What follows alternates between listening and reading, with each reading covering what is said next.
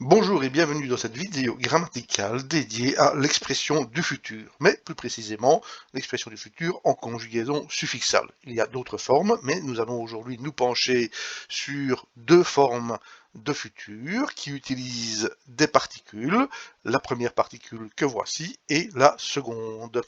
Alors ces deux particules vont avoir des comportements différents l'un de l'autre, puisque la première est une particule proclitique. Cela signifie donc qu'elle va venir se préfixer, nous sommes en conjugaison suffixale, donc elle va se préfixer à un verbe, tandis que la seconde est une particule enclitique, c'est-à-dire qu'elle va venir se suffixer, se mettre derrière le verbe.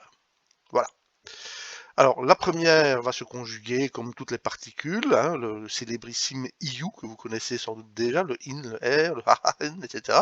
Il y en a toute une série. Et bien, pareillement, on va avoir le paradigme SGEM qui est ici. Alors, la particule proclitique précède, nous avons ensuite le verbe, et après le verbe, nous avons le sujet. J'entendrai, tu entendras, il entendra, nous entendrons, etc., etc. Voilà. La seconde, je vous ai dit que c'était une particule enclitique, donc la voici. Et donc, ça veut dire qu'elle va s'intercaler par rapport au paradigme SGEM ici, elle va s'intercaler entre le verbe et le sujet, mais nous aurons comme traduction j'entendrai, tu entendras, il entendra, nous entendrons, vous entendrez, etc., etc. Alors pourquoi ces deux catégories-là? Quelle pourrait être la différence entre ces deux sortes de futurs? Et c'est à l'usage qu'on a peut-être une partie de la réponse. La première va exprimer un futur, mais un futur en contexte plutôt historique. On aura ainsi des phrases extraites et des exemples extraits de la prophétie de Néferti notamment. Et nous avons ici une première phrase avec, bien entendu, la particule proclitique qui exprime le futur, le verbe ir, faire, le sujet, tout. Et puis ensuite, on a une série de signes avec une flèche qui est ici. Ben, effectivement, ce sont des flèches qui se terminent par les trois traits du pluriel, un M d'état ici et le cuivre qui est ici. Eh bien, on nous annonce que l'on va fabriquer des flèches avec des pointes de cuivre, autrement dit, on va fabriquer de l'armement guerrier. Et ça veut dire qu'on va se préparer à la bagarre. Un autre exemple, on aura ici toujours la particule proclitique. On a ici le verbe se lever, se dresser, le sujet, nous dresserons. Et alors, le reste de la phrase est aussi subordonné à ce futur qui est ici. Nous aurons le jeded, dire, nous nous dresserons, nous nous lèverons, et nous dirons à notre maître bon, constatons, petite digression grammaticale, que l'adjectif, lorsqu'il vient se qualifier un substantif, s'il y a un pronom personnel suffixe, il s'intercale entre les deux, mais ici nous avons donc deux verbes, deux sujets, plus un complément, et donc ici, nous nous mettrons debout et nous dirons à notre bon maître. Donc là, on est également sur un acte concret qui va arriver, on se prépare à une réunion.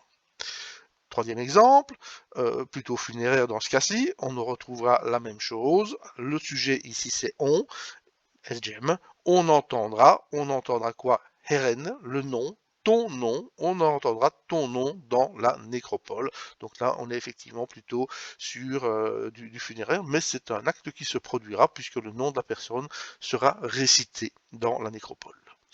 Donc première utilisation, expression du futur avec cette particule. La seconde, on va retrouver des occurrences nombreuses dans les papyri médicaux, Ebers, Smith entre autres, et à ce moment-là, ça viendra plutôt subordonné. Donc, si vous avez dans les papyrus médicaux, vous aurez, si tu constates ce symptôme chez ton malade lors d'une consultation, alors, tu feras la médication secrète par les plantes. Hein, donc, on a ici, hein, vous voyez, le ir, le faire, le tu, le sujet, la particule enclitique qui vient s'intercaler entre le verbe et le sujet. Et donc, tu feras une portion de secret de ce remède manifestement végétal qui est ici. Donc ici, on est plutôt sur un futur probable. Il faut qu'il y ait un malade qui se présente à la consultation, que ce malade présente les symptômes adéquats pour que l'on ait effectivement un futur en dira. D'ailleurs, souvent, ce n'est pas le cas que l'on retrouvera ici, la deuxième personne du singulier, mais c'est souvent le tout. Hein. Dans ce cas-là, on fera. On peut aussi le traduire par si on rencontre ces symptômes, alors il faut faire. Hein. Donc on est sur un futur, mais un futur qui est un peu plus hypothétique, un peu plus incertain. Voilà, pour ces deux particules-ci. Alors ça n'est pas tout, bien entendu, il y a d'autres manières d'exprimer le futur. En prédication adverbiale, on utilisera ici par exemple le verbe à l'infinitif avec une préposition qui l'introduit. Il est accompli que toi est en direction de, ici 2 petites jambes et le mur, hein, les 4 murs et la porte. Donc, on est sur le verbe père, ici au féminin, donc qui est substantivé, et donc on a une autre forme. Donc, il est accompli que tu sortiras de cette place.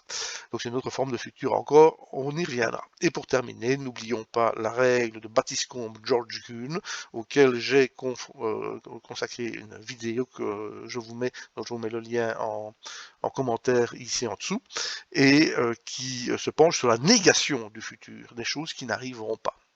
Voilà, j'ai toujours dit que c'était amusant, je n'ai jamais dit que c'était simple. À bientôt pour de nouvelles aventures.